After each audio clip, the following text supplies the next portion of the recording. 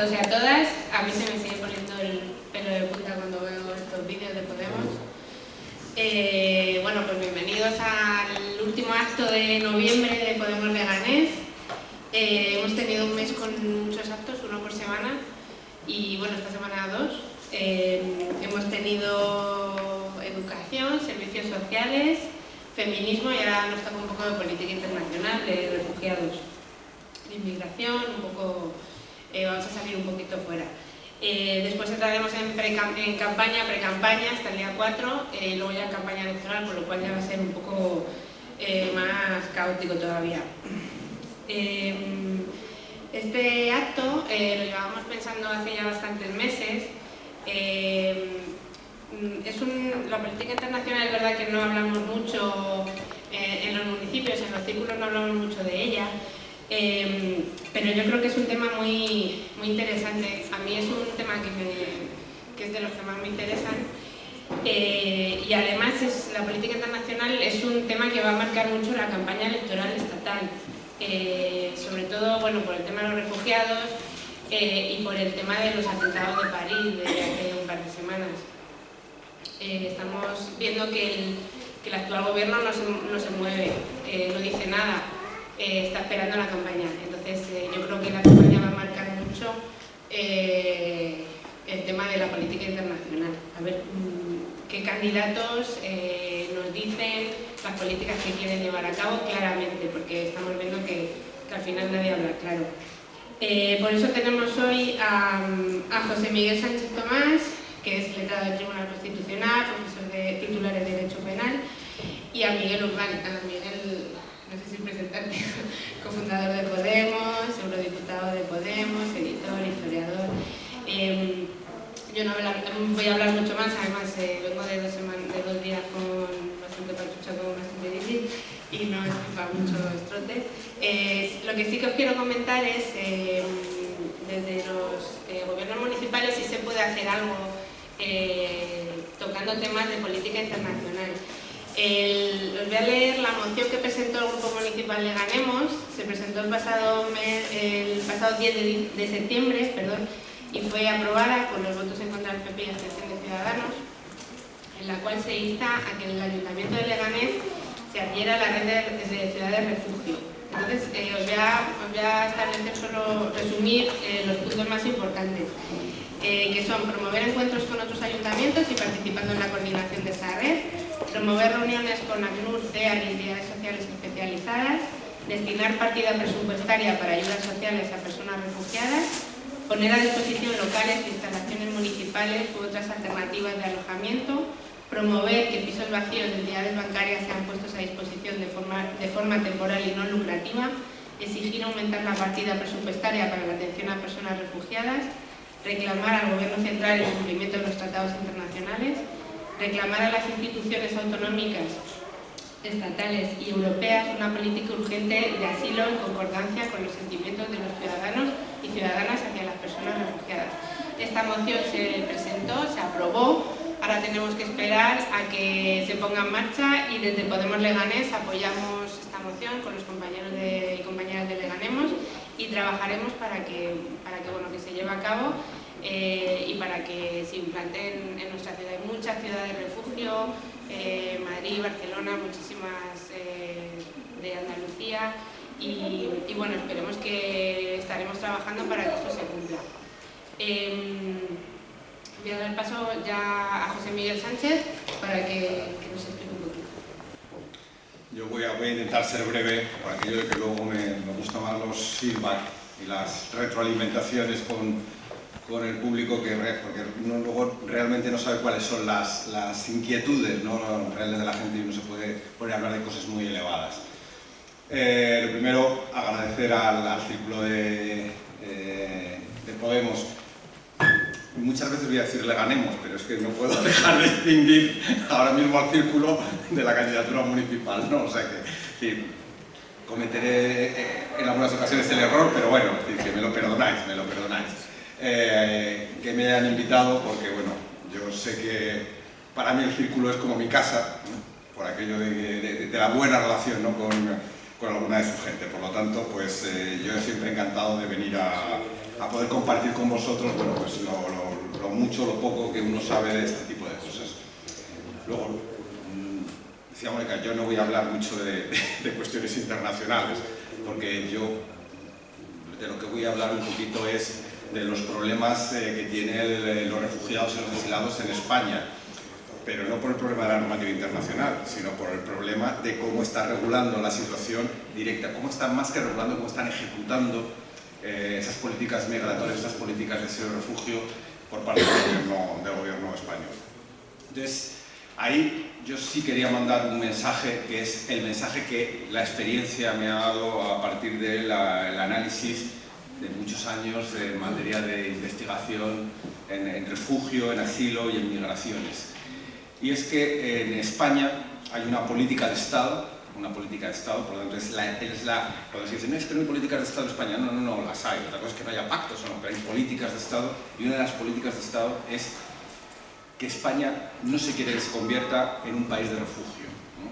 Es decir, España es una de las abanderadas de la Europa, Castillo, ¿no? Encastillada. Nosotros no queremos migrantes, nosotros no queremos refugiados, nosotros no queremos nada que no sea el terruño, ¿no? Nada que no seamos nosotros mismos. Eso es el mensaje que nos mandan los políticos españoles. Los dos grandes partidos que han estado en la alternancia de poder, desde luego, al menos desde que comienza la primera gran crisis migratoria, que es la crisis de los cayucos del año 2005. ¿No? Es decir, al menos desde ese momento es claro que no se quieren recibir. Esta afirmación, ¿en qué la sustentamos? En dos grandes patas. Una que es la estrategia mediática, es decir, la estrategia de comunicación que ha seguido España, insisto, como institución, como Estado, más allá de quien haya tenido el gobierno. Y es una estrategia mediática que ha consistido, en primer lugar, en convencer a la población española de que los inmigrantes vienen a quitarnos lo nuestro, que los inmigrantes vienen a robarnos, que los inmigrantes vienen a sustituir nuestras tradiciones, que el inmigrante es una persona que hay que mirar con recelo, es decir, es el principio de la xenofobia. Eso ha sido permanentemente sostenido por las instituciones. Durante el tiempo de la crisis económica, esto la verdad es que ha tenido un gran predicamento, ¿no? Antes de la crisis, evidentemente, eran mano de obra y entonces, al ser mano de obra, pues no hacía falta. Hicimos grandes regularizaciones por parte del Partido Popular, por parte del Partido Socialista, porque los necesitábamos como mano de obra. Era una visión utilitarista, no era una visión ni mucho menos ni humanitaria ni de derechos fundamentales. No creíamos en aquel momento en el libre movimiento universal de la ciudadanía, sino sencillamente en que nos interesaba tenerlos legales para poderlos dar de alta a la seguridad social y que pudieran llevar a cabo, incorporarse al mercado de trabajo en un momento de expansión económica, sobre todo en el ladrillo. Cuando ya la crisis se produce es cuando empiezan con este nuevo discurso, un nuevo discurso de nos quitan lo nuestro, un discurso de xenofobia, ya no los necesitamos, ¿no? Y no solamente no los necesitamos, sino que además nos lo quitan. En un momento dado, cuando empieza la crisis de los refugiados, o que empezamos a tomar conciencia del problema de la crisis de los refugiados, ellos durante mucho tiempo la estrategia que utilizaron no son refugiados, son inmigrantes. Por lo tanto, no querían establecer un nuevo discurso sobre el refugio, sino que con la identificación del refugiado como inmigrante irregular o persona que quería acceder irregularmente en España, digamos que les valía el anterior discurso. Ese discurso se mantuvo durante muchísimo tiempo, ¿no? Es decir, hemos tenido que luchar contra un prejuicio y contra una imagen, y era que, por ejemplo, las personas que se subían en los barcos de la muerte en Libia o en Túnez y que se querían acercar a las costas del Mediterráneo Sur, a la frontera sur europea por mar, eran inmigrantes irregulares. Fue hacia junio del año 2015 cuando por primera vez el director ejecutivo de Frontex, que no era nada sospechoso, dice que el 80% de las personas que había en los barcos de la muerte eran potenciales solicitantes de asilo y de refugio, es decir, personas necesitadas de protección internacional. Claro, a partir de ese momento se les acabó el argumento. Ya no podían decir, es que los refugiados son inmigrantes irregulares que vienen a quitarnos lo nuestro. Se toma conciencia de que realmente son personas que están huyendo de una situación de guerra, de una situación en la que el derecho internacional desde el año 1951 impone a todos los estados firmantes, que somos casi todos los estados del mundo, que acojamos a esas personas. Claro, parecía que se les caía el chiringuito.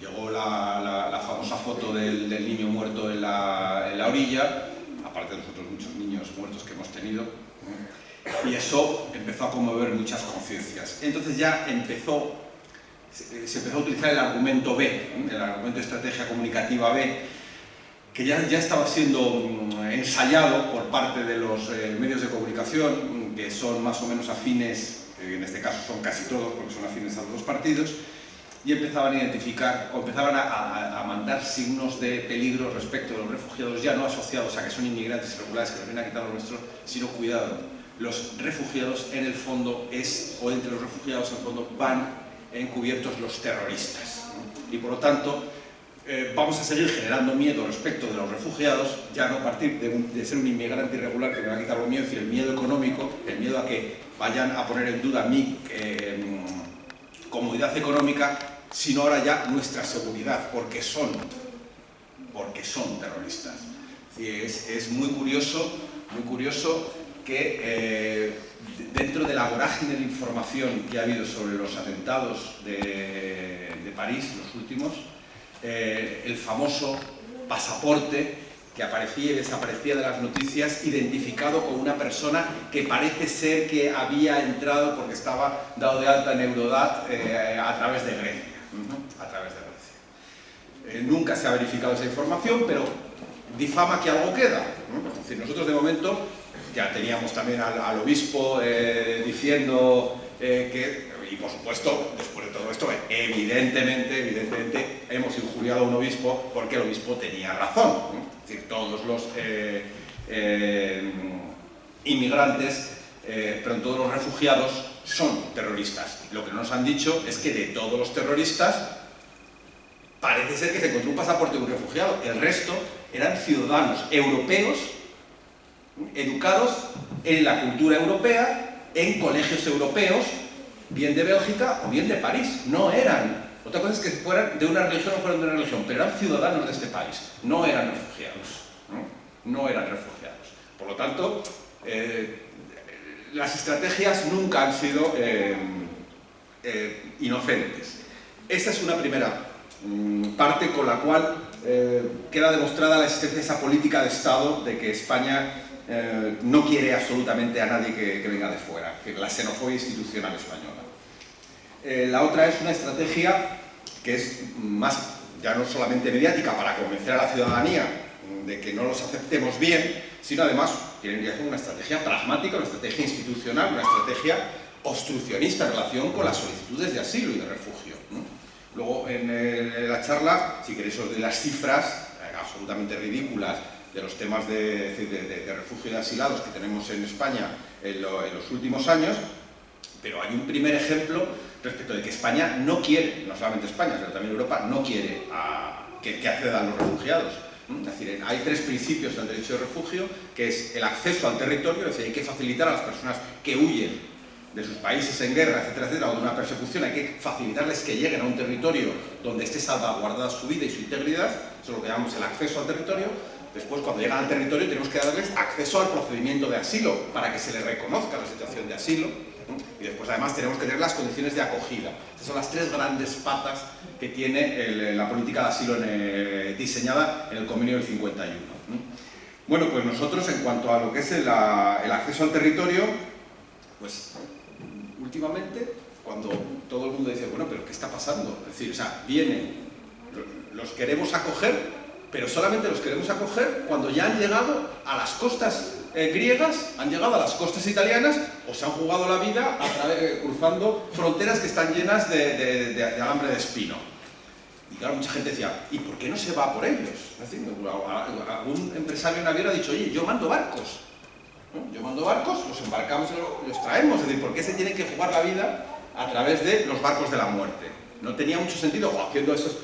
Bueno, pues sencillamente porque es que Europa no quiere facilitarles el acceso al territorio. Entonces, incluso han empezado a decir, es que los países europeos no pueden hacer reconocimiento del estatuto o facilitar a través de dando visados a través de las embajadas.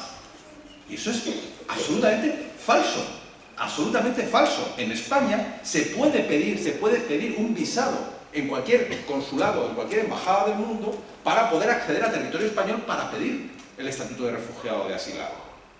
Otra cosa es que hay instrucciones del Ministerio de Asuntos Exteriores de que no se acepte. Eso es otra cosa. Pero que existe legalmente, mientras no se deroga el reglamento del 85 de asilo, existe la posibilidad, porque la ley de asilo no lo impide. Pero tenemos más casos, no solamente el consular. Yo creo que el caso de Ceuta y Melilla es paradigmático. El caso de Ceuta y Melilla, dice, no, si es que en Ceuta y Melilla se puede pedir el asilo en la frontera. Claro, serán los sirios, porque desde luego los subsaharianos, que a nosotros nos preocupan mucho, porque hay situaciones claras de asilo en países africanos, a esos no se les permite el acceso a los puestos, a las oficinas de asilo. ¿Por qué? Porque las fronteras, todas las fronteras tienen una doble puerta, ¿no? Como las puertas giratorias que ellos tienen, sí, bueno, pues, y los otros las mismas. Es decir, hay que entrar por Marruecos. Y por lo tanto, para pasar a la oficina española de asilo, hay que pasar primero por el puesto fronterizo marroquí. Es decir, Marruecos tiene que dejar que tú salgas de Marruecos para poder entrar a España y pedir asilo. ¿Qué es lo que hace Marruecos? No te deja salir. ¿Por qué? Porque eres negro. Porque eres negro. Entonces, como eres negro, no te dejas salir. Y no solamente es que seas negro, es que España me dice que no te deje salir porque de vez en cuando hay que poner la mano para que me caiga alguna ayudita europea, etcétera, etcétera. Es decir, imposibilitan. Con lo cual, ahí tenemos otros muchos ejemplos. Y luego ya cuando alguien lo consigue, y eso sí que, no quiero extenderme, luego os lo cuento como anécdota porque es el famoso problema de qué ocurre cuando alguien llega al CETI de Melilla, por fin, pide el asilo, pide la solicitud de asilo, es solicitante de asilo, y de repente se tiene que quedar allí durante 3, 4, 5 meses, 6 meses, porque no se le permite, en virtud del principio del doble checkpoint, acceder a territorio español. Es decir, Ceuta y Melilla no les permite pasar, es decir, como si no fueran españolas. Se les llena la boca a las instituciones españolas de que Ceuta y Melilla son españolas, pero después se comportan con ellas como si no fueran españoles. Es decir, alguien que está en Ceuta o Melilla, es decir, una persona, sea un ciudadano regular o irregular, está en Madrid, no tiene ningún problema para trasladarse a Barcelona. Porque no hay fronteras, porque no hay nada. Sin embargo, está en Melilla, no puede ir a Málaga. Entonces allí los tienen retenidos, es decir, se han convertido en una especie de prisiones un poquito más grandes, pero grandes prisiones para ellos. No pueden acceder a territorio peninsular, es decir, a territorio europeo peninsular. Después, otros dos ejemplos para que veáis ya de acceso al procedimiento. Cuando alguien pide el asilo, ya en territorio español, que también se puede pedir en las comisarías o en un CIE, pues este año hemos tenido 5.000 solicitudes. Se han concedido pocas, se han concedido unas 600, unas 300. Y se han denegado unas 800. ¿Qué pasa con las 4.000 restantes? No pasa nada con ellas, están en un cajón. La política española, de la Oficina de Asilo Español, es no resolver las solicitudes, dejarlas paradas. Es curioso, ¿sabéis cuál es la segunda nacionalidad que más pide el asilo en España? Después de los sirios, que son los primeros. Mucha gente dice, no, los afganos, los eritreos, los ucranianos. Por razones evidentes, porque están en guerra con Rusia. Ni una sola de las solicitudes, siendo el segundo país, la segunda nacionalidad que más solicita, ni una sola, no están ni en las de aprobados ni en los de rechazados. Todo el mundo sabe dónde están dentro de la oficina de asilo. Es decir, en un montón especial respecto del que no se puede decir absolutamente nada y no se puede informar, ni siquiera se pasa al informe de acción. Es otro ejemplo de cómo hay una estrategia pragmática obstruccionista para que no venga nadie, es decir, dar la imagen internacional a los que vayan a venir, oye, que no, o sea, que no les vamos a hacer caso. Y ya el problema es cuando consiguen todo y les dan por fin lo que nosotros llamamos la tarjeta, bueno, lo que se llama en la terminología, en el argot, la tarjeta roja. Cuando dan la tarjeta roja es a partir de ese momento ya lo que sucede. Bueno, pues ahí ya sucede, es un esperpento, ¿no? Tenemos en España ahora mismo 900 plazas de acogida, hay una lista de espera de 300 plazas de acogida y solamente se puede estar 9 meses en acogida. Como no hay políticas de integración, sencillamente cuando uno está a los 9 meses le echan a la calle. Por lo tanto, es decir, en realidad no hay rotación para pasar a otro tipo de pisos, otro tipo de recursos habitacionales o recursos asistenciales, simple y llanamente porque tampoco nos preocupa la acogida. Es decir, también en este plano tenemos una estrategia muy pragmática, obstruccionista, de decir, no os queremos. Bueno, este es un poco, para ya acabar, el panorama que ahora mismo tenemos de cómo está España recibiendo ha estado recibiendo históricamente a los solicitantes de asilo. En este contexto, ahora supongo que quizá os contará Miguel, España no sabe muy bien por qué, después de decir que no queríamos aceptar a 1.600 reubicados, vamos a aceptar a miles de reubicados desde los hotspots griegos e italianos. No se sabe muy bien por qué. Bueno, sí lo sabemos, pero quizá sea inconfesable el poder decirlo, el por qué en un momento dado Rajoy lo acepta después de las presiones de Merkel en un contexto en el que estaba en duda el apoyo el apoyo internacional al movimiento secesionista catalán. Y pasa de no querer a querer y empezar entonces toda la Unión Europea a decir que Cataluña no puede tener aspiraciones secesionistas, ¿no?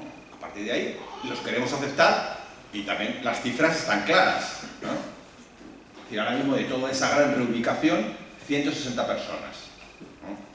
No en España, en Europa. En toda Europa, 169 personas. Es decir, esto es lo que quiere de verdad Europa hacer con los inmigrantes. Así que, pues, para que os siga dando un poco la percepción desde la Unión Europea, pues, os dejo a Miguel.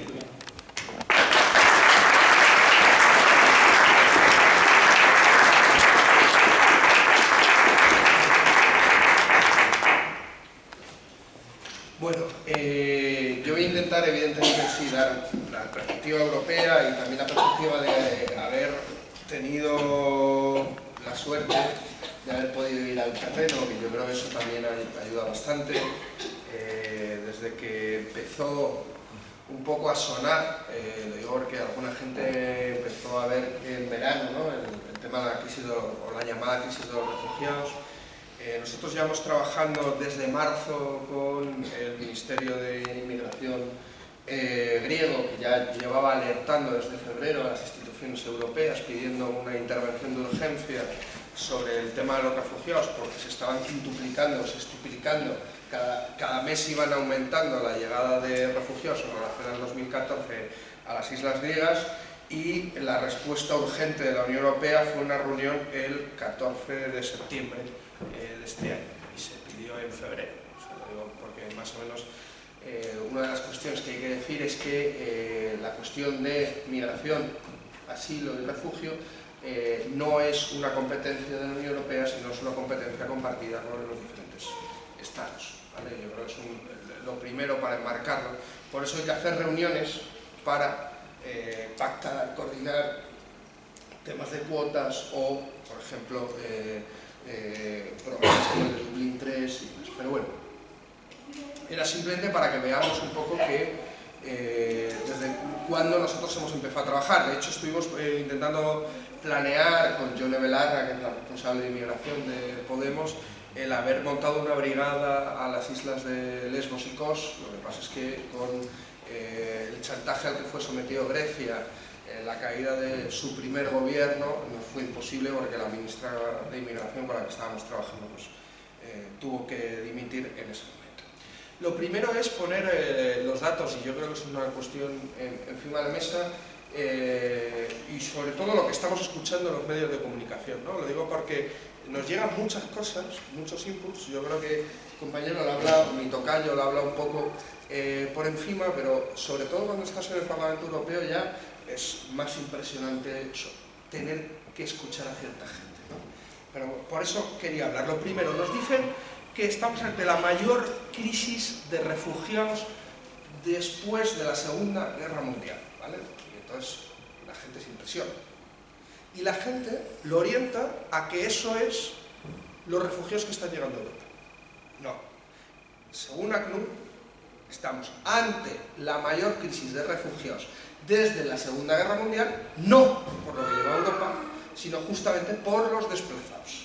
Tenemos unos 60 y pico millones de desplazados internos y unos 25 externos. Unos 25 millones de personas fuera ahora mismo de sus países, de los cuales medio millón es lo que se ha trasladado a Europa. Digo, para que pongamos las cuentas encima de la mesa. Medio millón supone el 0,016% de nuestra población. 0,016%, ¿vale? Y alguna gente nos dice que estamos sufriendo una avalancha. 0,016% de la población. El Líbano soporta el 32% de su población a día de hoy son refugiados. El 32%. Si nosotros estamos sufriendo con el 0,016% una avalancha, yo no quiero cómo se podría catalogar lo que está sufriendo el Líbano, que soporta 1.200.000 personas refugiadas en su territorio, o Turquía, 1.900.000, o Jordania, 900.000. Lo digo para que pongamos también en cifras cómo se está repartiendo lo que es la mayor crisis de los refugiados después de la Segunda Guerra Mundial. Y solo nos empieza a sonar cuando empiezan a llegar no solo a Europa, sino cuando empiezan a llegar a Centro Europa, cuando empiezan a llegar a Austria, cuando empiezan a llegar a Alemania. Yo creo que eso es otro tema también muy importante. Segundo, la distinción entre refugiados buenos y migrantes malos. Yo creo que hay que aquí sacar una frase de Hannah Arendt, es una refugiada insigne, que escribió un libro al llegar a Estados Unidos, al tener que exiliarse a Estados Unidos, en donde se decía nosotros los refugiados. Y ella empezaba con esta frase del libro: no nos gusta que nos llamen refugiados, entre nosotros nos llamamos migrantes. Muy importante que nos intentan hacer una distinción entre el refugiado bueno con derechos, el migrante malo sin derechos. Es una cuestión fundamental no caer ahí. Es tan terrible el que huye de las bombas como el que huye de la miseria. Matan igual, o incluso la miseria mata más que las bombas en la mayoría de los conflictos actualmente. Eritrea, por ejemplo, si hablamos de Eritrea o si hablamos del Cuerno de África, Eritrea y Etiopía, si vemos las hambrunas desde los años 90 hasta ahora, estamos hablando de millones de muertes. Algo que todavía en los conflictos bélicos, 24, según la ONU, que se podrían catalogar como guerras, 465 como conflictos, 24 guerras, no hay en ninguna, ni siquiera en la Siria, menos mal, también hay que decirlo, datos como millones de muertos, ¿vale? Yo creo que es un elemento también fundamental. Tercero, el lenguaje. No es neutro el lenguaje. El lenguaje es una fórmula también de aprendizaje y de conocimiento. Eso lo decía Kant, ya que estamos hablando últimamente tanto de Kant, ¿no? Pues justamente decía esto, yo le doy la razón. ¿Por qué? El problema es que ese conocimiento, ese aprendizaje, cuando no es una experiencia y se transmite a través del lenguaje, nos llegan experiencias que nos transmiten otros. ¿Y qué nos está llegando con esas experiencias que nos intentan transmitir? Está la agenda de la extrema derecha europea que nos habla de plaga. Y lo tenemos que escuchar, eso lo tenemos que escuchar en sede parlamentaria, Plaga, tsunami, invasión. por desgracia, el arzobispo de Valencia también ha caído en esas declaraciones, contradiciendo a las propias declaraciones del Papa Francisco, que había dicho justamente que había que hacer la labor de la Iglesia Católica en torno a la acogida. Bueno, yo no sé si la habrá llamado al orden, pero entraba totalmente en esa discusión. Pero no me interesa tanto lo que podría ser el lenguaje de la extrema derecha, aunque esté marcando una parte importante actualmente de la agenda europea, sino de los políticos respetables de la Unión Europea. Políticos respetables de la Unión Europea, del Partido Popular Europeo y algunos, por desgracia, del Partido Socialista, no están diciendo cosas muy distintas. Y sobre todo, sus prácticas no están siendo muy distintas. Estamos viendo como presidentes del gobierno están transmitiendo la idea de que no van a admitir refugiados musulmanes, rompiendo con un elemento básico de cualquier legislación en torno al asilo, que no pueda haber discriminación por raza, sexo, religión o creencia. Eso se ha dicho, por ejemplo, en Hungría, se ha dicho en Eslovenia, se ha dicho en Chequia y en Eslovaquia, no Eslovenia, lo siento, Eslovaquia. En Polonia se ha planteado. En Polonia, uno de los temas centrales de la campaña electoral ha sido los refugiados. ¿Sabes cuántos refugiados habían llegado a Polonia? 5. Y había sido el tema central del debate político. Digo, para que veamos cómo luego todo ese lenguaje va generando una perfección, y yo creo que es muy importante entender cómo se han construido en torno a esos lenguajes también, o cómo, más bien, la política migratoria de la Unión Europea, de la construcción de la Europa Fortaleza, ha posibilitado la utilización posterior de este tipo de lenguaje, que lo que hace es estigmatizar una parte fundamental de la población que vive con nosotros y que es parte de nuestro territorio. El problema es que la migración a nivel europeo ha sido tratado como un problema. Muchas veces incluso como un problema de orden público. Y en torno a eso se ha legislado. De hecho, es curioso que las primeras legislaciones a nivel europeo sobre migración o sobre asilo partan a raíz de Schengen, de la apertura de fronteras interiores. Para abrir fronteras interiores, lo que hacemos es pactar una legislación para cerrar las fronteras exteriores. De hecho, las primeras conversaciones empiezan con el 85, justamente con Schengen, continúan con los acuerdos de Dublín hasta llegar a la reglamentación actual, por ejemplo, en asilo. Os sonará el tema de Dublín 3. A veces en la prensa se escucha. Dublín 3. Como os decía, como no están el tema de asilo y migración sigue dependiendo de los estados, se tiene que pactar. Dublín 3 es un pacto, es un acuerdo entre los diferentes estados. Uno de los elementos centrales de Dublín 3 hace que el refugiado que sea fichado en el país de entrada solo puede pedir asilo en el país de entrada. ¿Veis lo perverso de la situación? Si tú entras por Grecia y te dejas que te tomen las huellas, solo puedes pedir asilo en Grecia. Ya, pero es que mis tíos viven en Alemania, o mis padres viven en Alemania y quiero hacer una reagrupación familiar, o quiero un elemento esencial de integración. Conozco gente en Alemania. Es un elemento que todo el mundo sabe, los expertos saben, que ayudan justamente a la integración social y económica de las personas que vienen, porque tienen ciertos lazos con los cuales apoyarse. No. Si tú entras por Grecia, puedes pedir asilo por Grecia. Si entras por Italia, por Italia. Si entras por España, por España. ¿Qué pasa? ¿Quién va a someter o quién va a sufrir la presión, en este caso también de refugiados? Los países del sur, en gran medida. ¿Qué ha pasado y por qué Merkel decía hay que suspender transitoriamente el protocolo de Dublín III. Porque, claro, porque Grecia no podía asumir 500.000 personas solo pudiendo pedir asilo en Grecia, como es lógico y es de razón.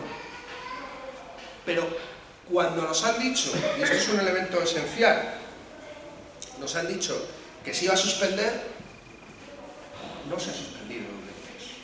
Es otro elemento esencial. El tratamiento legislativo hacia la inmigración y hacia el exiliado y el refugiado lo que está generando fundamentalmente es lo que se conoce como la xenofobia institucional, la estigmatización de la población migrante que da luego alas al tipo de lenguaje que utiliza luego la extrema derecha e incluso genera el caldo de cultivo de voto de la propia extrema derecha europea en general. Y además, un elemento del que se suele hablar muy poco, es un negocio muy rentable, la Europa fortaleza en Europa. Lo que podríamos considerar como el negocio de la xenofobia. Un negocio en donde la Unión Europea desde Frontex, desde la creación de Frontex, ha invertido 15.800 millones. Desde el 2005 hasta ahora hemos invertido en impedir que entren migrantes o refugiados a nuestro territorio o en expulsarlos, 15.800 millones. Las vallas de Ceuta y Melilla cuestan 10 millones de euros su mantenimiento anual, de los cuales 9 de cada 10 euros se lo llevan multinacionales como ACS, como Ferrovial. Es un gran negocio en el que siempre están metidos los mismos. De hecho, Air Europa es una de las principales compañías españolas y europeas en la expulsión de inmigrantes fuera de España. De hecho, puede ser que tú estés viajando en un avión de Air Europa y haya alguien detrás forzado, siendo expulsado muchas veces ilegalmente de territorio español. Eso es lo que podríamos considerar el negocio de la xenofobia. Unas políticas xenófobas que no son exclusivas de algunos países, como se intentan vender. Nos dicen que el húngaro el Orbán, nunca confundir con Orbán, es muy malo, muy malo. ¿Sabéis lo que dice Orbán? Yo he estado en Hungría, yo me he recorrido desde las islas griegas, Macedonia, Serbia con Croacia, con Eslovenia, con Hungría, Budapest, también he ido a Melilla, porque creo que es muy importante no solo ver una parte, sino ver un conjunto. Y en Hungría estaba justo cuando se estaba construyendo la valla. 168 kilómetros de valla, de concertinas malagueñas, porque están poniendo las mismas concertinas que en Melilla. 30 millones de euros ha costado la valla, sufragados con dinero europeo. Digo para que también veamos el doble discurso.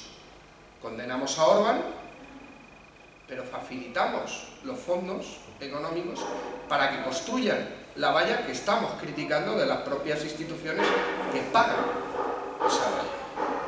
De hecho, Orbán, que era hasta hace nada el vicepresidente del Partido Popular Europeo y que estuvo aquí en Madrid hace poco aplaudido por Rajoy, dice, y esto yo tengo los periódicos húngaros, yo solo estoy haciendo la política que lleva haciendo en temas migratorios España mucho tiempo.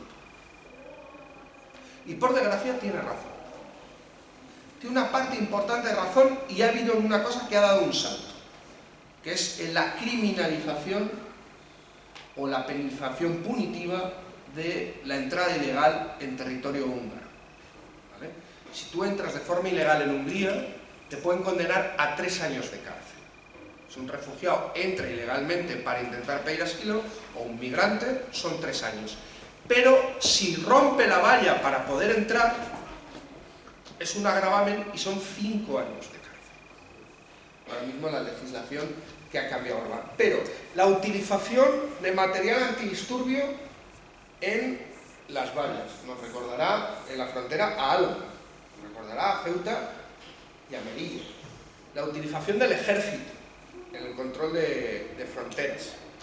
Las devoluciones en caliente, yo creo que también nos recuerdan un poco no solo lo que ha pasado, sino cómo se ha metido nuestra legislación por la puerta de atrás a través de la ley Mordaza. La propia edificación de la valla intentando seguir los elementos de tecnología securitaria española en torno a la valla de Ceuta y Melilla. Muchas veces utilizamos a Orbán como un chivo expiatorio de lo que realmente estamos haciendo el resto de países europeos. Inglaterra, Cameron. Cameron está ahora mismo negociando la aplicación de una nueva legislación migratoria, en donde directamente dicho por el ministro de Interior inglés, el objetivo es hacer un clima asfixiante, insoportable para los inmigrantes para que se vayan fuera de Inglaterra. Eso dicho en declaraciones ante la BBC, o sea que no es que lo pongan en documentos secretos que luego intenten no filtrar. ¿Qué dijo? ¿Os acordáis en verano con Calais, con el túnel justamente que une? Que yo creo que es una de las cuestiones más paradigmáticas de la Europa actual, ¿no? La obra de infraestructura más cara de la historia de Europa, ese túnel que une el Canal de la Mancha, une Inglaterra y Europa, diciendo que así Inglaterra nunca más iba a estar separada de Europa. Ese gran túnel, en su entrada francesa, hay un sitio que se llama La Selva. Yo voy el martes a La Selva, a Calais, 8.000 personas, esperando intentar saltar y colarse por los túneles en donde mueren cientos de inmigrantes cada año atropellados por el tren de alta velocidad, el Thalys, que conecta Francia con Inglaterra. Ante los saltos masivos en verano de inmigrantes, ¿qué ofreció nuestro amigo Cameron a Hollande? Más perros, más vallas, más policías. Esa es la solución que siempre nos intentan plantear. Hollande, por ejemplo, socialista, francés, ante la crisis de los barcos en la isla de Lampedusa, en Italia, en marzo, ¿qué plantea Hollande? Bombardearlos. Este señor tiene una obsesión con los bombardeos. Tiene una obsesión. Propuso al Consejo de Seguridad de Naciones Unidas bombardear los barcos de inmigrantes que intentaban llegar y cruzar por el Mediterráneo. Esa es la solución que estaba planteando Hollande. El problema es que las políticas migratorias, el racismo institucional, la construcción de la Europa fortaleza genera muertos. Y hay que decirlo así, genera muertos. El racismo institucional genera muerte. Genera que tengamos que hayamos convertido al Mediterráneo en la mayor fosa común del mundo. La mayor. Según datos, más de 24.000 desde el 2000. 24.000 personas. 24.000. Se dice rápido. Muertes, ¿por qué? Porque no tienen entradas legales hacia Europa. Porque no tienen entradas legales hacia Europa. Y porque las entradas que son, entre comillas, ilegales, cada vez las dificultan más ante las políticas, justamente Europa fortaleza, ¿y qué hace? Desincentiva que entren refugiados o inmigrantes que se lo están jugando todo, que huyen de la miseria y de una muerte casi segura. No, lo que hace es que complica más su viaje, complica más su entrada y encarece aún más su viaje. Y eso genera cada día más muertes. Ese es el problema. Y nuestras soluciones son palabras vacías que se lleva el viento y vallas que siempre se quedan. Y que cada día son más altas. Eso es lo que nos están planteando a día de hoy. Otro elemento fundamental, la externalización de nuestras fronteras. En Europa todavía queda muy feo eso de respetar poco los derechos humanos. Queda muy feo. Pero vamos, podríamos preguntar a Amnistía Internacional lo que opina sobre la Policía de Fronteras de Bulgaria, que hace 3 semanas mató a 2 refugiados a tiros en su frontera, o que han denunciado que son perseguidos con perros o son desnudados en pleno invierno por parte de la policía búlgara. Eso denunció ante Amnistía Internacional y lo sacó la BBC hace más bien poquito. Como todavía eso de no respetar mucho los derechos humanos queda mal, lo que solemos hacer es la externalización de las fronteras. Algo sobre lo que España es una vez más un alumno aventajado. Hablábamos de Marruecos, eso es justamente la externalización de fronteras. Que hagan por nosotros el trabajo sucio. Que hagan de policía de fronteras de España. Ha hecho, por ejemplo, que durante 40 años el gobierno español, de uno y de otro signo, se haya olvidado de sus compromisos de descolonización en el Sáhara Occidental ocupado por Marruecos, por ejemplo. O que se hayan acordado y firmado acuerdos de libre comercio con Marruecos, vulnerando la cláusula 2 de todo acuerdo comercial preferente de Europa, que se llama el exigir a segundos y terceros países el respeto escrupuloso a los derechos humanos. Algo que ha sido denunciado en Marruecos reiteradas veces por organizaciones internacionales. Pero ¿qué queremos hacer en Europa? Lo mismo que hemos hecho con Marruecos, y no nos ha ido mal con los subsaharianos. Lo queremos hacer con Turquía, y esos son los acuerdos ahora mismo que se están llegando. Las 2 últimas grandes conferencias han sido la conferencia con la entrada de los Balcanes Occidentales y Turquía, y la Valeta, la conferencia de la Valeta con los países africanos, ¿vale? Son las 2 últimas grandes conferencias europeas que hemos tenido. En la europea, en la de los Balcanes Occidentales, le hemos dicho a Turquía 6.400 millones y aceleramos además vuestro proceso de integración en la Unión Europea si hacéis de policía de fronteras. Si cumplís con vigilar la frontera. Si mantenéis al 1.900.000 refugiados en vuestro territorio. Según los datos que facilitaba ACNUR hace 15 días, más de 300.000 niños y niñas sirias no tienen ninguna prestación educativa en Turquía. La gente no está yéndose solo de Turquía porque no sea un lugar seguro, y hay que recordarlo. No es un lugar seguro, hay bombardeos dentro de Turquía, hay violencia política dentro de Turquía, sino además no hay medios para asegurar una vida digna a los refugiados que han tenido que huir de la miseria y de la barbarie en sus países de origen. Y eso en Turquía no existe, y por eso están viniendo hacia Europa. Porque dicen, ¿y por qué ahora vienen después de 4 o 5 años hacia Europa? Justamente porque se han recortado los fondos a los campos de refugiados en Turquía, porque ha empezado y ha aumentado la violencia política a raíz del conflicto turco-kurdo en gran parte de la zona de donde están los campos de refugiados más importantes, porque llevan 3 años intentando esperar para volver a casa y ven que no hay una solución al conflicto. Todo eso hace una suma que hace que la gente, evidentemente, quiera buscar un futuro digno para ellos y para sus familias. Lo mismo que le ofrecen a Turquía, se lo ofrecen a Macedonia y a Serbia. Cuando yo he ido a Macedonia y a Serbia, lo que hacían Macedonia y Serbia era, que son las principales puertas de entrada ahora mismo con Grecia, es no hacer campos de refugiados. ¿Por qué? Porque si haces campos de refugiados, se quedan en tu territorio. ¿Qué hacían? Ellos los llamaban campamentos de traslado rápido. Llegaban,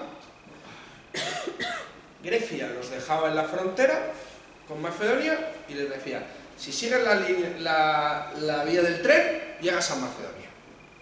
entraban a Macedonia. Llegaban a un socarral donde no había ningún maldito punto de agua. Ahí les tenían 4 horas en donde les daban un visado de 72 horas, visado extraordinario de refugio de 72 horas, porque si en 72 horas no salían del territorio macedonio, eran considerados migrantes irregulares en territorio macedonio. Con lo cual, de ahí estaban en una media de 3-4 horas. Los metían en una estación improvisada de tren, porque ni siquiera les llevaban a la estación de tren del pueblo, sino como si fueran ganados, los metían en unos vagones de tren, que por la población macedonia fue conocida esa ruta como Siria Express, y los mandaban a la frontera con Serbia. Ahí les decían, si sigues recto las vías del tren, llegas a Serbia.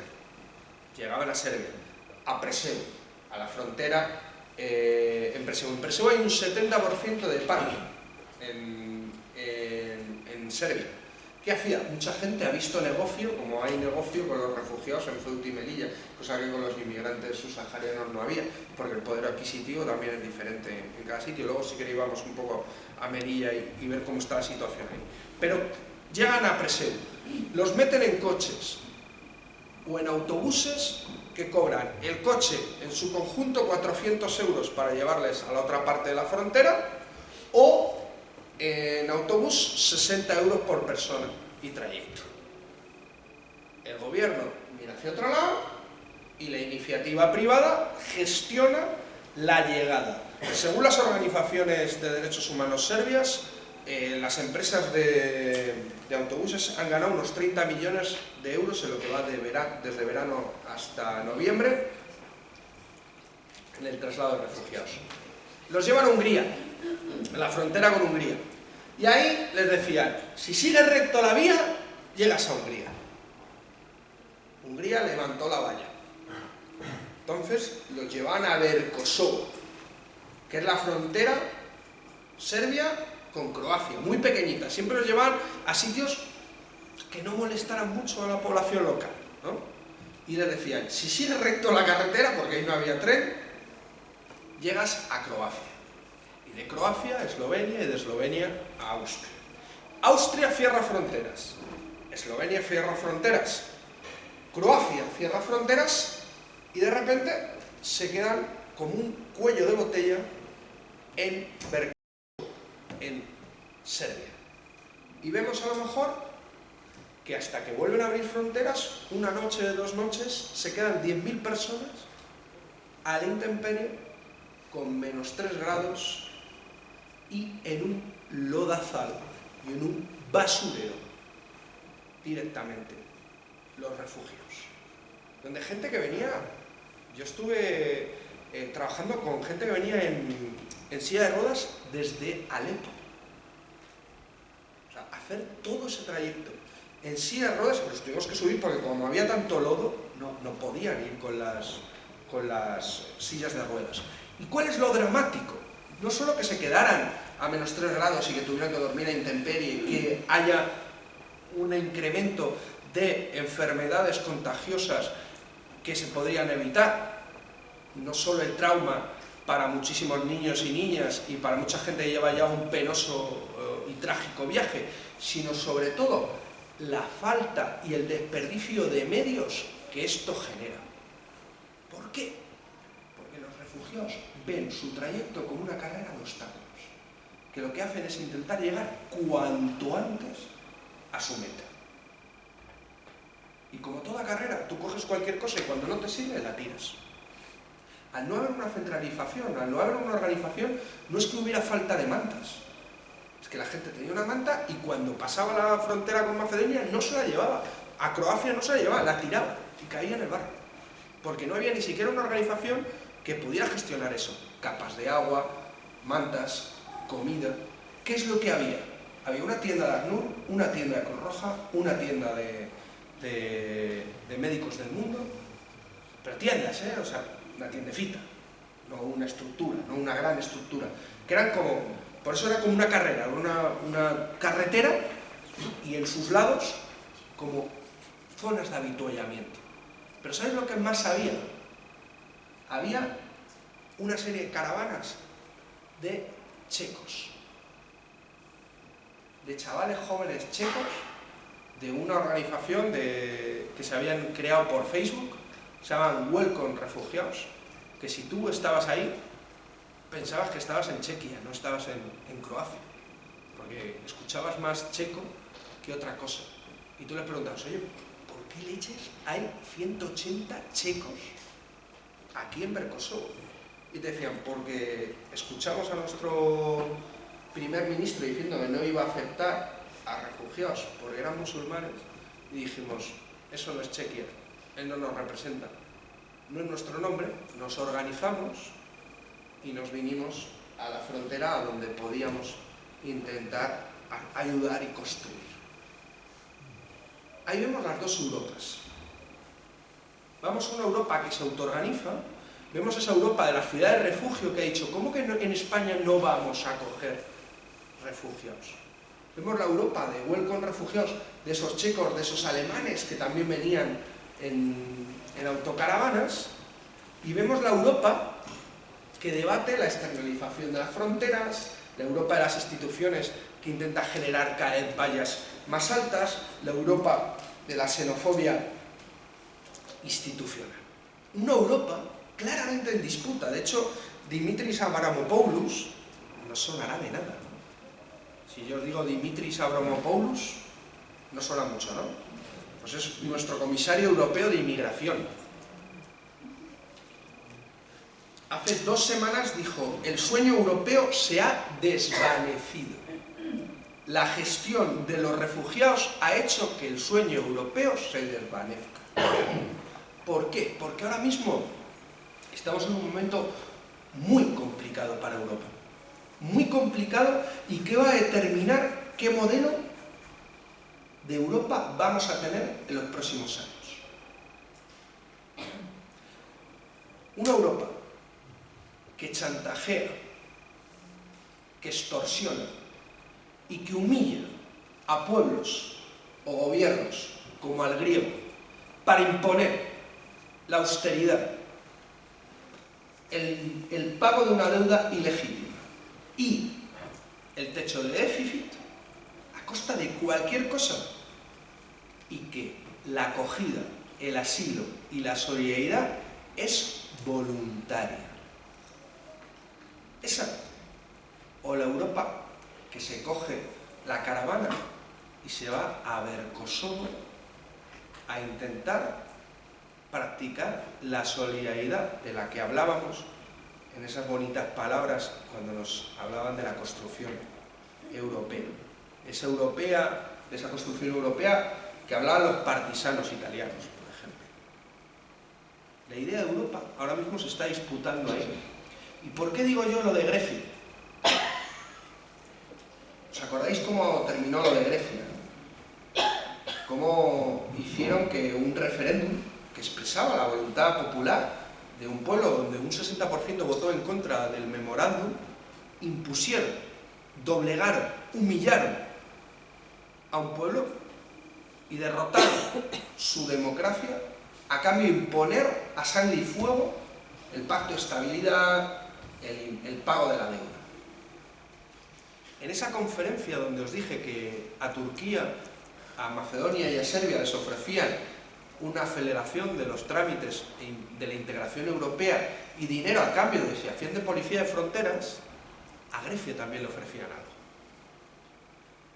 A Grecia, Juncker y Tusk, Juncker, presidente de la Comisión Europea, y Tusk, presidente del Consejo, dijeron en plenaria parlamentaria esto: si Grecia cumple con sus funciones como un buen socio europeo y controla los flujos migratorios, asumiendo entre 50 y 70.000 refugiados en su territorio, en campamentos provisionales, muchos de ellos considerados como hotspots, puntos calientes de distribución de los refugiados, Europa será comprensiva para quitar de la deuda, hablar de quitar de la deuda, poder abrir ese debate cuando antes era intocable, y flexibilizar el pacto de estabilidad y el techo de déficit. ¿Qué demuestra esto? Que la deuda, que el techo de déficit y que el pacto de estabilidad es una cuestión política y no es una cuestión económica, una cuestión política de disciplinamiento de los países del sur de Europa. Le dicen, si tú eres un buen policía de fronteras, nosotros abrimos las manos.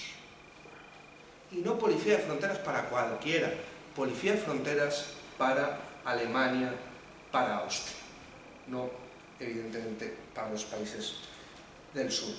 La situación en la frontera es un elemento de falta de voluntad política, o más bien de una voluntad política, como decía Miguel, de impedir que entren en nuestro territorio, incumpliendo las legislaciones que tienen los diferentes países europeos firmados en temas de refugio y de asilo. Hemos llegado a tal indecencia que el gobierno de Dinamarca, sostenido por la extrema derecha del Partido Popular danés, que no tiene nada que ver con el Partido Popular español, está directamente más a su derecha,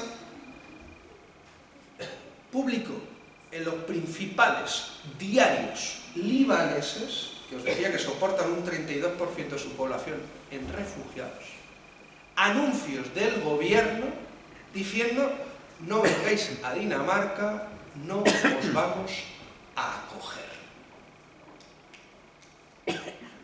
Esa es la Europa que están defendiendo algunos y algunas. De nosotros depende el poder construir Europa, una Europa diferente. Pongo, para terminar, que seguro que estoy excediendo mucho en el tiempo, Melilla. Porque también fuimos a visitar Melilla. Fuimos a visitarla y fuimos a visitar, entre otras cosas, el CETI de Melilla. El gran problema es que están convirtiendo a Ceuta y Melilla en dos inmensos CETIs. Lo decía Miguel Ángel, en dos inmensos CETIs. Y eso no es justo ni para los ceutís, ni para los melillenses, ni, evidentemente, para los refugiados. ¿Qué vimos ahí? Vimos un CETI adaptado para 450 personas, fundamentalmente varones jóvenes, que es a lo que estaban acostumbrados la entrada, fundamentalmente de esos saharianos que saltaban la valla, y lo que había ahí eran 1.750 personas, dicho por la dirección del centro, reconocido por la dirección del centro. No pudimos comprobar si había más, pero el centro nos dijo 1.750 personas, que no eran en su mayoría jóvenes, sino que eran familias donde teníamos más de 500 niñas y niños en unas instalaciones no adaptadas, sin medios. El propio Ministerio de Interior, 10 días después de nuestra visita, reconoció que ningún CIE español cumple la normativa, ninguno, no el de Melilla, ninguno, porque están sobresaturados y sin medios. Porque los protocolos, como Miguel sabe mucho mejor que yo, en un CETI dicen que para un refugiado no es lo mismo ni siquiera que para un migrante. ¿Por qué? Porque viene en teoría de una zona de conflicto y tiene que tener una atención particular. ¿Qué significa una atención particular? Que tiene que tener asistencia psicológica. Eso dicen nuestros protocolos firmados, lo que dice la ley. Había una psicóloga para 1.700 personas. Una. Pero es que además tiene que haber, si hay niños, tiene que haber psicólogas adaptadas justamente al trabajo de la infancia. No, había una. Un abogado para 1.700 personas, de FER. Un abogado, exactamente. Un doctor. Eso sí, en la prensa hablaba de que había que aumentar la seguridad privada dentro del CETI. Pero nadie hablaba de aumentar los psicólogos, nadie hablaba de hablar de abogados, nadie hablaba de aumentar las instalaciones en ese sentido. Y cuando ves el CETI es surrealista, porque ves un CETI sobresaturado de personas, una valla al fondo y a la izquierda un campo de golf. Eso es la visión que tú te llevas. Y vas, que me ha hecho mucha gracia cuando lo has contado, a la frontera, porque nosotros fuimos a la frontera y estuvimos hablando con la policía en el paso fronterizo de Melilla, y tú te va evidentemente una visita totalmente acompañada, ¿no? Íbamos una senadora y un eurodiputado. Nos van acompañando y nos dice el responsable de prensa de la policía, nos está enseñando las cosas y le pregunto, ¿están ustedes cumpliendo el protocolo de Dublín 3? Y me dice el policía, ¿Dublín qué? Y el otro que estaba, el jefe del mando, dice, hombre, pues claro. Digo, ah, qué raro, porque había entendido que como Merkel había dicho que lo ponía en suspenso y Rajoy había dicho que estaba de acuerdo con Merkel y lo ponía en suspenso, ¿están ustedes entonces contradiciendo a Rajoy imponiendo Dublín 3? Y dice, no lo estamos aplicando. Y luego le pregunté, ¿entonces lo están aplicando o no lo están aplicando? La respuesta fue, estamos cumpliendo la ley. Nosotros íbamos con una traductora propia, al árabe, y nos dijeron que la media de atender a un refugiado en sus papeles eran 4 horas. En 4 horas ya lo tenían solucionado. Entonces había unas chicas sirias ahí, y fue la compañera que venía con nosotros a hablar con ellos, y le dijo, ¿cuántas horas lleváis aquí? 4 o 5 horas. Y la otra dijo, ¿eres periodista? Y dice, no. ¿Cómo que horas? Llevamos 5 meses esperando el trámite. 5 meses. Pero lo más dramático es que una persona, para entrar de forma ilegal en Melilla, porque están entrando de forma ilegal igual, lo que pasa es que controlado por el gobierno de Marruecos, porque entran 50 cada día, que es curioso que siempre entren los mismos, y cuando hay un problema con España entran 500, pagan de media 3.000 euros. Los refugiados sirios que están entrando por Melilla vienen vía avión a Orán, de ahí cruzan ilegalmente la frontera Argelia-Marruecos, de ahí van a Nador, que es la ciudad más cercana, importante, a marroquí a Melilla, ahí esperan a que la mafia les pase con el sistema de los pasaportes prestados. Les caracterizan como marroquíes y con un pasaporte prestado pasan. Entran y ya van o al puesto de fronteras o al CETI a reclamar el asilo. El problema está siendo que pasar una familia entera, y la mayoría vienen familias, es lo más caro que hay. Entonces está dando que están pasando de uno en uno. ¿Qué significa esto? Que muchos niños menores de edad están siendo pasados sin sus padres, ni su padre ni su madre, ilegalmente por la mafia. Entonces, el ministro del Interior nos dice, hay que acabar con las mafias. Estamos totalmente de acuerdo. ¿Sabéis cómo se acabaría con las mafias con la entrada en Ceuta y en Melilla? Cumpliendo la ley. Cumpliendo la ley. Permitiendo, como ha dicho Miguel, que en Nador, que hay un consulado español, se pudiera expedir lo que se llama un pasaporte o un visado justamente de asilo, incluso si queremos temporal. O sea, que no tendríamos por qué hacer ya el trámite ni siquiera de asilo, sino temporal, para que pudieran entrar en España y demandar legalmente su posibilidad de asilo. ¿Eso qué supondría? Que nadie pagaría 3.000 euros para entrar ilegalmente en España si puede entrar legalmente haciendo un trámite en el consulado de Nador. ¿Queremos acabar con las mafias? Cumplamos la ley. Queremos impedir que el Mediterráneo se convierta en la mayor fosa común de Europa. Hagamos corredores humanitarios seguros y legales para la entrada de los refugiados. No hay que flotar barcos ni siquiera de navieras.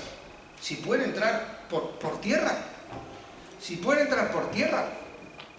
Y es que eso no hay que inventárselo. ¿Os acordáis de la guerra de los Balcanes?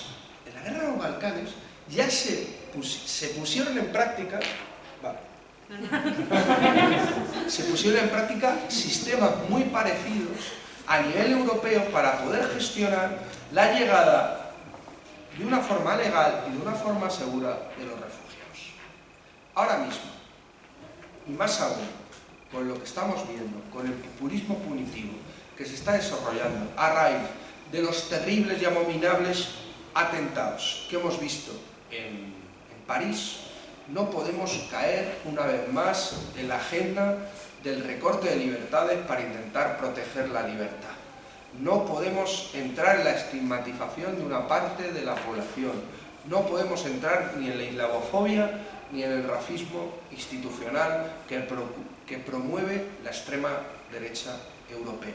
Es el momento de reafirmar qué tipo de Europa queremos. Una Europa por la que yo, personalmente, voy a luchar. Una Europa solidaria, una Europa de acogida, una Europa de valores de ciudadanía, en donde la solidaridad que están mostrando miles de europeos se convierta en derecho.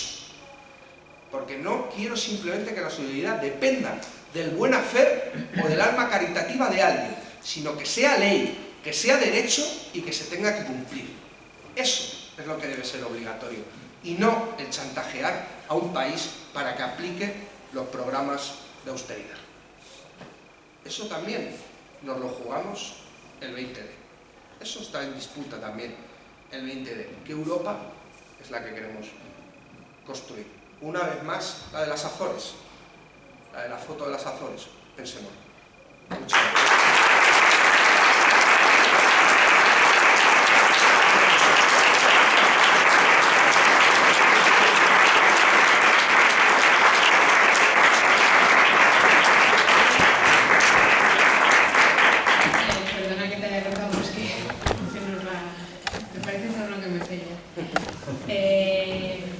Preguntáis, hacemos un torneo de preguntas, dudas, lo que os surja.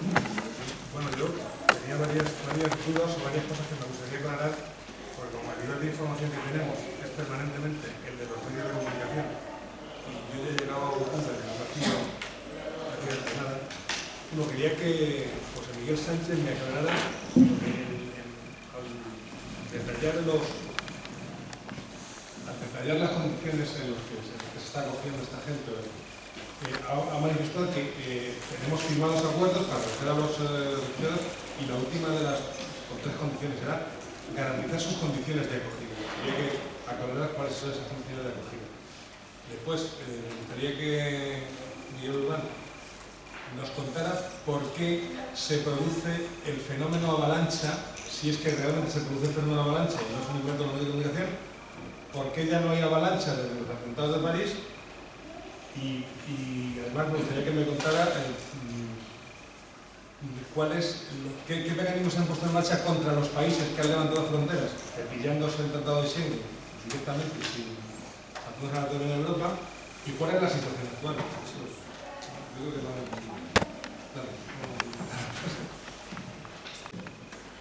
Bueno, yo, como ya Francis ha hecho una buena pregunta, sí me gustaría, porque ya que Miguel Urbán ha mencionado tanto el tema de Kosovo, de la antigua Yugoslavia, también de Siria, ¿por qué con el tema de la antigua Yugoslavia o en Siria sí conseguimos empatizar o mostrarlo en los medios y tal, mientras que otros tipos de refugiados, como pueden ser incluso los iraquíes que están al lado de Siria, o por venirnos un poco más cerca de África, refugiados como Sudán del Sur y Sudán, que es una locura porque los de Sudán se tienen que escapar a Sudán del Sur, que también está en guerra, y los de Sudán del Sur se tienen que escapar a Sudán, que también está en guerra, por lo tanto es una locura.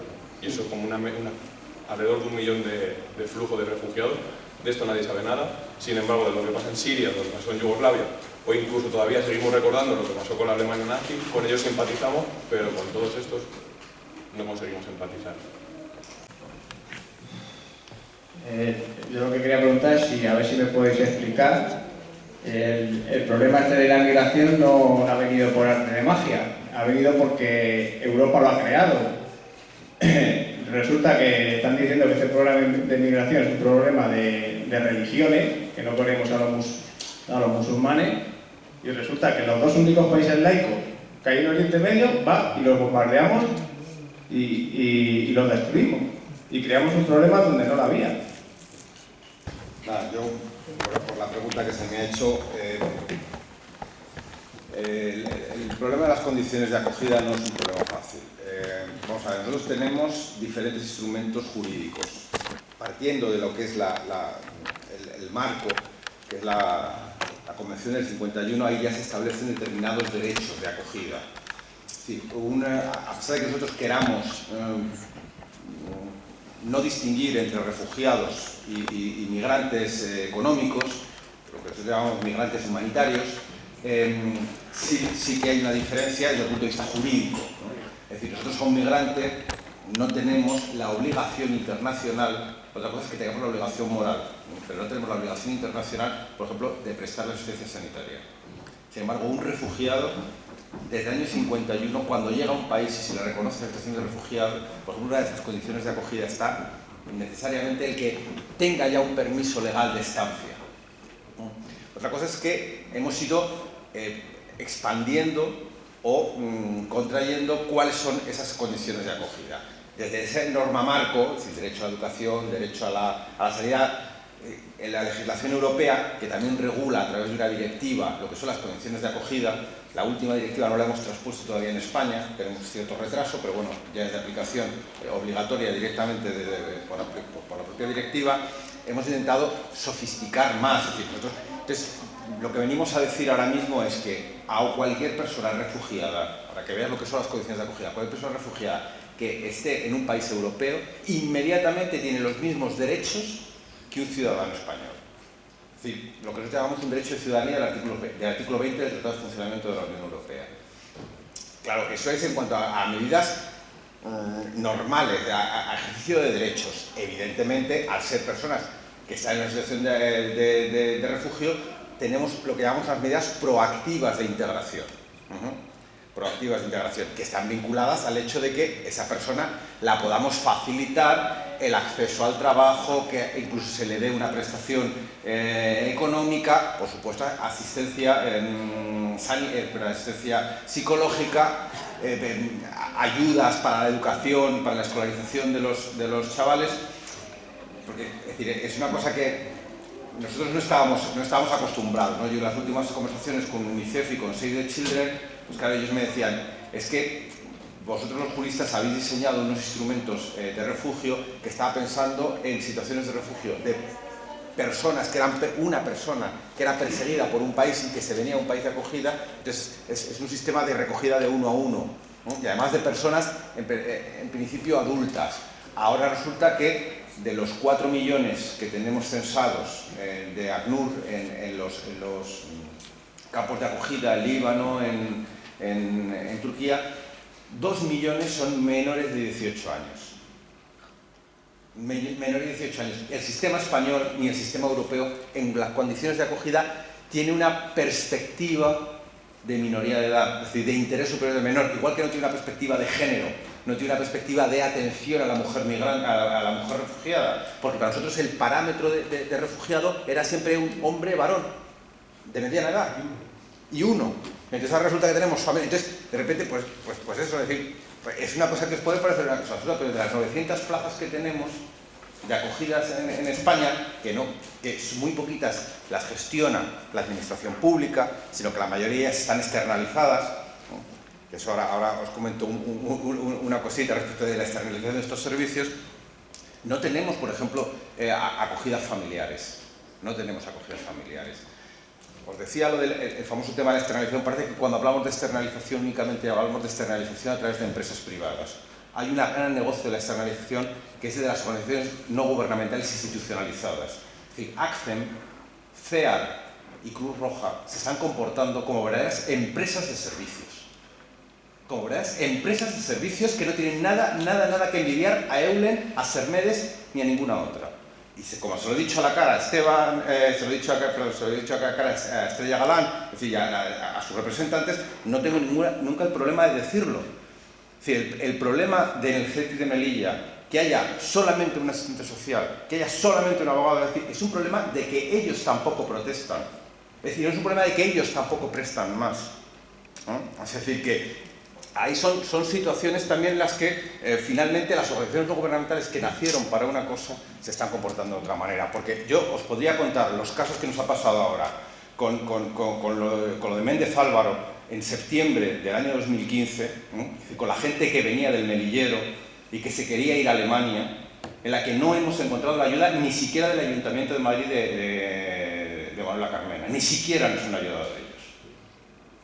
Hemos pedido al SAMUR social que atendiera durante 2 días a las familias sirias que se querían ir a Alemania, a pesar de que tenían ya dados unos puestos de ocupación, tanto en ACCEM como en Cruz Roja, y nos ha costado Dios y ayuda. Han tenido que acabar en casas particulares y, por supuesto, al final, como siempre, porque a pesar de que uno sea ateo hay que reconocer que ahí están, al final los jesuitas abrieron un colegio y los cristianos de base pues abrieron la iglesia de Méndez Álvaro y se abrió San Carlos Borromeo, ¿no? Es decir, pero bueno, es decir, lo de siempre. Pero el SAMUR social no estuvo en los 2 primeros fines de semana. Y hubo que pelearse con CEAR. La llamada CEAR la hice yo, por ejemplo. La llamada al ayuntamiento no la hice yo. La hicieron otros compañeros. Pero fue imposible movilizarlos. O sea, que decir que también en eso tenemos que asumir que las condiciones de acogida no son buenas, no están bien estructuradas y además hay una gran resistencia porque la administración se comporta siempre como administración, es muy rígida. Y si las organizaciones gubernamentales también son muy rígidas, entonces al final, rigidez, al final nunca podemos... Entonces de repente tenemos a familias durmiendo en Méndez Álvaro, es decir, en la estación de autobuses. Además, con secretismo para poder atenderlos, para que no fuera la policía. Hasta que Interview nos fastidió porque lo publicó. Y entonces ya hubo que buscar otros métodos y ahora ya no importa lo que hagamos, da igual. Está cerrada la frontera con Francia, por lo tanto ya no pueden pasar, así que ya no hay problema en Méndez Álvaro. Pero desde luego en Méndez Álvaro no fuimos capaces de dar una solución óptima, ¿no? de acogida. Y que esto no era una acogida para quedarse aquí, eran acogidas para ayudarles a tener su vida, su propia... Es decir, que tengan libertad de decidir, que es otro de los grandes problemas de la acogida. La acogida nosotros le damos 6 meses más 3 meses, 9 meses. Oiga, si usted lo quiere, lo toma, y si no lo quiere, puerta. Es decir, no les dejamos elegir es decir, no les dejamos empoderarse a sí mismos, no les dejamos nada. Es decir, esto es lo que tiene. Yo hago lo que era el viejo asistencialismo impositivo. Yo hago asistencialismo, yo te doy de comer, tío, pero yo te doy arroz. Si quieres comer arroz, lo comes, y si no, pues vete por ahí.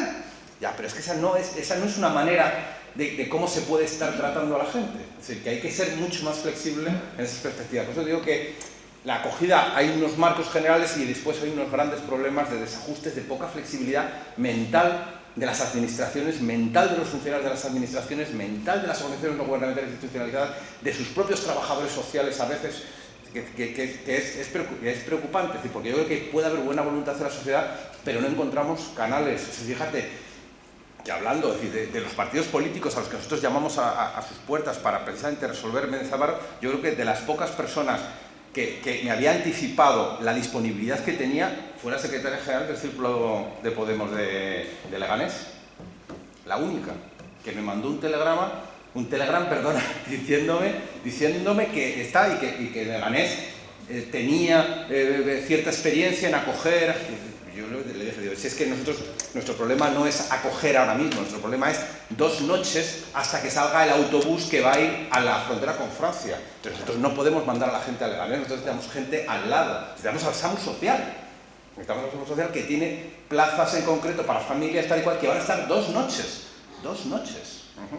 O sea, que decir que en ese sentido la situación para mí me sigue pareciendo preocupante. No son las cuestiones que estaba comentando Miguel que están pasando en el extranjero, pero en España tampoco las tenemos muy bien resueltas, ni siquiera institucionalmente, ¿no?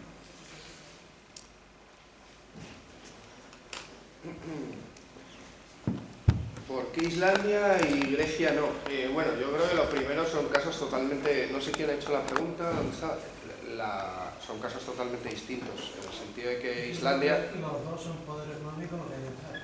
No, o sea, son distintos tanto en cuanto, primero, el montante económico no es lo mismo, el cómo contrayeron la deuda tampoco, el porcentaje del PIB tampoco y el número de población tampoco, y sobre todo la dependencia económica de uno y otro tampoco. Pero el elemento esencial diferenciador es que Islandia no está en la Unión Europea, no se tiene que regir por una serie de acuerdos que ha firmado con otros países, y Grecia sí. Esa era la clave, entonces. No solo, ni mucho menos, ¿eh? O sea, si hubiera estado fuera de la Unión Europea con los mismos condicionantes que tenía Grecia, tampoco podría haber hecho la salida islandesa. A lo mejor podría haber hecho una salida más a la ecuatoriana, que es diferente a la islandesa, ¿vale? Es que entraríamos en temas técnicos en torno a cómo se podría haber producido un impago y una quita, o sea, de la deuda en ese sentido. Pero a Grecia no solo le asfixia el impago no de su deuda y cómo afrontar los acreedores, sino también una serie de compromisos de arquitectura institucional que tiene firmados con el euro y con la Unión Europea. ¿Por qué? Porque, por ejemplo, el Eurogrupo no es una institución de la Unión Europea, de hecho es un club. Cuando echan a Varoufakis del Eurogrupo, dicen, oye, no me pueden echar, que yo soy el ministro de Economía griego. Y dicen, sí, aquí tenemos derecho a admisión. Tú pones Eurogrupo en internet y pone club. Es un club, no es una institución. Ahora hay un proyecto, es el llamado Los 5 Presidentes, que quiere institucionalizar el Eurogrupo, ir a dar una nueva vuelta de tuerca institucional en torno a la construcción de un tipo de arquitectura de la Unión Europea. Pero a día de hoy el Eurogrupo sigue siendo simplemente un club de debate que manda tanto como que ha dicho que el próximo gobierno que salga después de las elecciones del 20D va a tener que cambiar el presupuesto que le ha presentado el Parlamento español. Porque más allá de que no me guste y que haya una mayoría de parlamentarios del Partido Popular, lo ha votado un Parlamento español. Pues este club de debate, que no es de lectura ni muchísimo menos, le va a decir al próximo presidente de gobierno y al próximo Parlamento, me van rehaciendo el presupuesto español hasta que me guste. Eso es lo que hay. El tema es cómo se rompe con ese grupo. Y para mí eso no significa romper con Europa, o sea, sino hablar de otro tipo de construcción europea. O sea, para mí, gran parte de los problemas que tenemos ahora y de los problemas que ha tenido Grecia, gran parte, no los únicos, o sea, para tampoco intentar simplificar, se llaman Unión Europea. Gran parte de la solución se llama Europa. Veamos cómo podemos construir esa otra Europa, ¿no? Alguna gente habla de un plan B para Europa. Bueno, pues yo creo que antes del plan B hagamos el plan A, ¿no? O sea, por lo menos intentamos que nos dejen el plan A. Entonces yo creo que esa es la gran diferencia entre lo que podría ser Islandia y Grecia, que tuvo también similitudes. Hubo una movilización popular importante en Islandia, igual que en Grecia. Sin ambas no hubiera habido ni siquiera las negociaciones que hubo. También es verdad que Islandia todavía sigue apartada de los mercados internacionales en temas de compra de deuda soberana. O sea, que también, evidentemente, porque declaró un impago de un dinero a una serie de acreedores. Entonces esos acreedores le dicen, no te voy a volver a prestar dinero. O sea, evidentemente, claro que hay castigos, igual que eso lo hizo Argentina. El problema es que ¿qué te compensa más? La gran discusión ahora mismo en la ONU, a propuesta justamente de Argentina, a raíz de su caso, es cómo se puede marcar una legislación internacional en torno a la negociación de deuda soberana entre acreedor y deudor, y cómo se puede marcar una serie de elementos que protejan al deudor también, porque a quien se suele proteger legislativamente es al acreedor. Un elemento que ha planteado la Asamblea de Naciones Unidas y que ha aceptado en este caso, es el que no puede, debe de haber un impago, una moratoria del pago, mediante una negociación con el acreedor. ¿Parece razonable? Si tú vas a debatir si te pago o no te pago, en ese interludio tú dejas de pagar, porque no sabes cuánto vas a pagar o si vas a pagar. Parece bastante de sentido común. Eso en Grecia no pasó y es uno de los elementos también fundamentales, pero el principal acreedor no solo era el Banco Central Europeo, también era el FMI. En el caso de que no hubiera estado en la Unión Europea, también hubiera sido acreedor. O sea, cómo hubiera enfrentado también el impago al FMI era una cuestión importante, aunque fueron los únicos, por cierto, que hablaron de quita. El FMI fueron los primeros que hablaron de quita. El Banco Central Europeo también habló de quita. El problema es que el ministro de Economía alemán dijo que de quita no se iba a hablar. Pero eso fue una decisión política, porque todo lo que pasó con Grecia fueron decisiones políticas, tanto por un lado como por otro.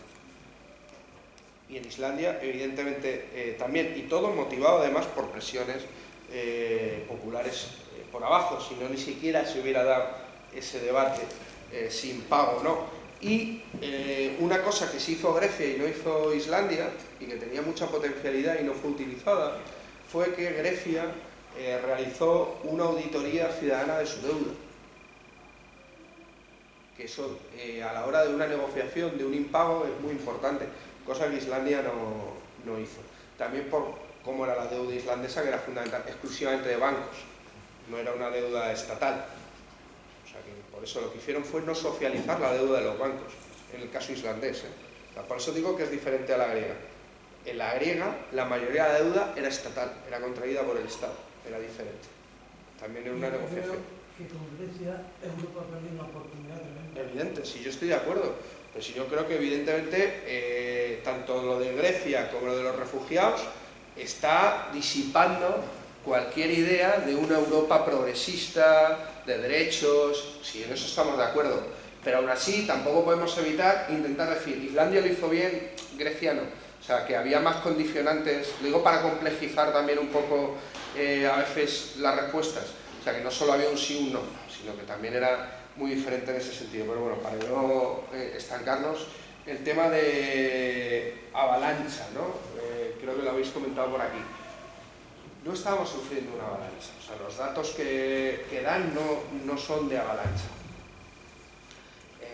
Son totalmente gestionables, dado el Producto Interior Bruto y el nivel de población que tiene la Unión Europea y de momento los refugiados que está recibiendo. Yo no digo que no están viniendo 30 millones de refugiados, están viniendo 500.000. O sea, lo digo para poner los datos siempre en este. Quien está hablando de avalanchas, los que quieren generar una idea justamente de no entrada de refugiados. Los mismos que hablan de plaga, hablan de tsunami, o incluso en el Parlamento Europeo hemos tenido que aguantar a un europarlamentario de UKIP diciendo que el niño este que sacaron en las islas del Egeo muerto, había muerto por la codicia de sus padres, o sea, porque se le veía bien vestido y bien alimentado, con lo cual si se había embarcado en esa aventura era porque sus padres querían ganar más dinero, ¿no? O sea, lo digo para que veamos qué brutalidades, pero sobre Grecia es otro partido del mismo arco parlamentario, llegó a decir, con Tsipras en sesión parlamentaria y delante, el presidente griego, llegó a decir que lo que habría que hacer en Grecia era que un coronel valiente diera un paso al frente y diera un golpe de Estado, como Pinochet, que así se vio cómo se arregló la economía en Chile. O sea, que eso también lo escuchas o sea, que barbaridades, no solo con el tema de refugiados e inmigrantes, o sea, que barbaridades en el Parlamento las escuchas. O, y este es el último caso sobre el tema de Grecia, que a mí me parece muy espeluznante, porque no lo dice un tío supuestamente de la extrema derecha, lo dice el portavoz Weber del Partido Popular Europeo. Termina su discurso sobre refugiados, porque siempre termina con un recao que no tiene nada que ver con lo que estaba hablando. Este terminó diciendo, el ejemplo de Grecia demuestra que no es posible un gobierno de izquierdas en la Unión Europea. Tome nota España, tome nota Podemos. Eso fue como terminó su discurso del Estado de la Unión, el portavoz del Partido Popular Europeo, el señor Weber, que es de alemán. Luego, Schengen, ¿qué han dejado de hacer? Cerrar. O sea, si es que, que lo ves claramente, ahora mismo Francia ha cerrado, Bélgica ha cerrado, pero es que antes de los atentados ya había habido cierres de Schengen. O sea, que no solo ha sido con los atentados. El problema es que los atentados han magnificado. Pero eso incumple la legislación europea. No incumple la legislación europea, porque hay momentos excepcionales en donde se puede cerrar Schengen. Por ejemplo, yo fui a manifestarme contra el 50 aniversario de la OTAN en Portugal y no me dejaron pasar porque habían cerrado Schengen y me dijeron que yo no podía pasar a manifestarme a Portugal, pero ni con el pasaporte. Directamente no me dejaban pasar. O sea que hay momentos, y eso el Tratado de Schengen lo tiene con esto contemplado, donde se puede temporalmente dar por cerrado Schengen. Otra cosa es que yo creo que está herido de muerte el acuerdo de Schengen, en cierta medida. Y el tema de los refugiados lo está poniendo encima de la mesa.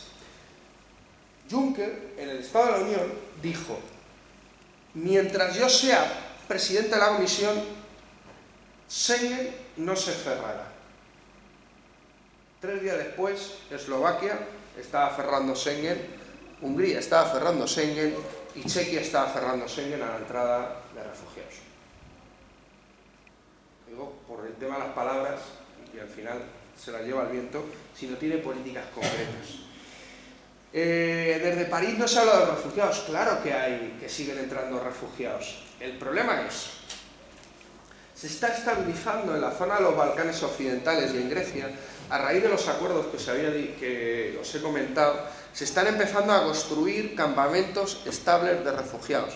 A Macedonia y a Serbia se les quiere que acojan otros 75.000 refugiados, igual que a Grecia. Los hotspots, que no nos hemos podido hablar bien, teóricamente tendrían que ser un sitio donde, como unos CIES inmensos, o sea, más grandes, o sea, en puntos calientes de entrada, un hotspot lo quieren poner en Francia, en Calais, o sea, que no es solo en Italia o en Grecia, también hay puntos específicos, en donde tienen que hacer una selección entre los que se quedan, los que pueden demandar asilo y los que tienen que ser deportados, ¿vale? De hecho, la Unión Europea habla que para marzo del 2016 hay que deportar 450.000 personas de Europa a sus países de origen. Por eso el intento de acuerdo con la cumbre de La Valeta con 35 países africanos, en donde les ofrecen 1.800 millones en ayuda al desarrollo a cambio de que firmen acuerdos bilaterales de recepción de esas personas, de esas 450.000 personas. Eso se ha estado decidiendo hace una semana en La Valeta, en Malta. Pero también se estaba hablando, y yo creo que es un elemento central, no solo de esa expulsión, sino que me corrija si me equivoco, pero al obligar a los refugiados a quedarse en un campo de refugiados, porque les obligan en Macedonia, en Serbia o en Grecia, estarían vulnerando el derecho al refugio, el derecho al asilo, porque tiene el derecho a la libre movilidad de los demandantes de asilo y refugio. Con lo cual estaríamos ante la cercenación del derecho al asilo, tal como lo conocíamos hasta ahora, y eso es muy perverso. Eso en una parte. Y en otra parte es que ya no solo hay una separación entre refugiados buenos, migrantes malos, sino que hay refugiados de primera y refugiados de segunda o de tercera. Los eritreos son de tercera o cuarta. Los iraquíes y los afganos, en esa cumbre, el señor Juncker dijo: los iraquíes y los afganos no tienen por qué, o hay que poner en tela de juicio que tengan el derecho al asilo, hay que deportarles.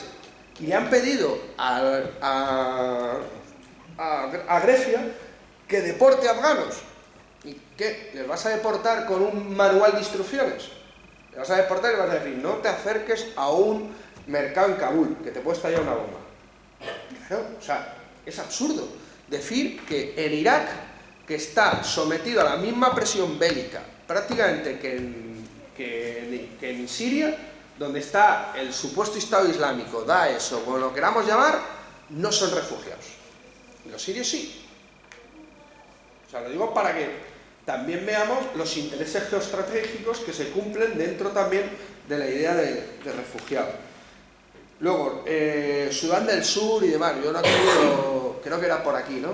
Sí, yo no he querido ya ser muy pesado, pero hubo una cumbre de desarrollo en Etiopía, en donde pude acudir y aproveché para ver campos de refugiados en Somaliland, en la frontera Somalia-Etiopía, en Tigray, que es la frontera en Etiopía con Eritrea, donde está trabajando ACNUR, y también en Sudán, y ver más o menos también, por eso el Cuerno de África más o menos lo conozco de primera mano en frontera y en campos de refugiados.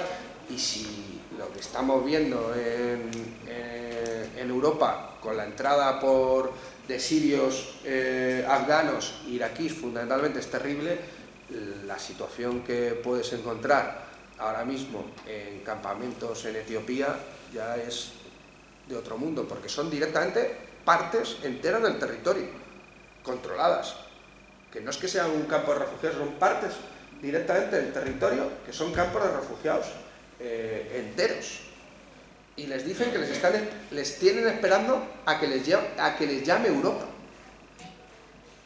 Les están diciendo eso, para que no tiren, pero incluso están entrando por Somaliland. Somaliland es la parte controlada, entre comillas, de Somalia, ¿vale? Donde hay menos conflicto. Están entrando por Somaliland refugiados yemeníes, porque los yemeníes no pueden salir hacia Arabia Saudí, que son los que les están bombardeando. Y entonces se cruzan todo el estrecho, pasan a Somalia, y de Somalia tiran a Etiopía, y de Etiopía emprenden viaje, y se da la casualidad que en el CETI de Melilla había 8 yemeníes ya, por ejemplo, que habían venido desde el Yemen, o sea, lo digo para que... y no en avión, y no habían venido en avión. ¿Cuál es la conclusión para mí? Que solo estamos ante la punta del iceberg de lo que vamos a ver y lo que va a ser un hecho histórico que va a marcar la política en esta mitad de siglo en Europa y yo creo que en el mundo. O sea, porque no estamos ante un visor de descenso de los conflictos ni de otro elemento que ya que tenemos la COP21, la cumbre del clima en París, que muy pocas veces se habla, que son refugiados o migrantes climáticos. Es otro elemento que no se habla mucho, pero por ejemplo, en todo lo que sería Bangladesh y lo conozco en Birmania, ahí se están dando entre la población rohingya una parte importante de migraciones climáticas, porque el cambio climático está haciendo que acaben con la capacidad o su nivel de vida en muchas zonas de Bangladesh que viven del arroz, y está entrando el mar y está inhabilitando las tierras para el cultivo, y eso genera migraciones climáticas. Pero en África el tema de la migración climática es brutal y eso va a ir increciendo, pero creo que es posible otra Europa, otro mundo. O sea, lo digo para que no quedemos tampoco aquí tan dramáticos, ¿no? Pero que le vamos a tener que echar muchos ojos, porque también va a haber mucho intento de discurso del miedo, mucho intento del enfrentamiento. Estamos no solo ante un movimiento migratorio, estamos, yo lo llamo, ante una guerra contra los pobres. Estamos contra una guerra contra los pobres y quieren que enfrentemos pobres contra pobres. Entonces yo creo que va a ser muy complicado no entrar en discursos fáciles del odio, del miedo, y va a haber que que sacar toda nuestra fuerza para no caer en eso, justamente.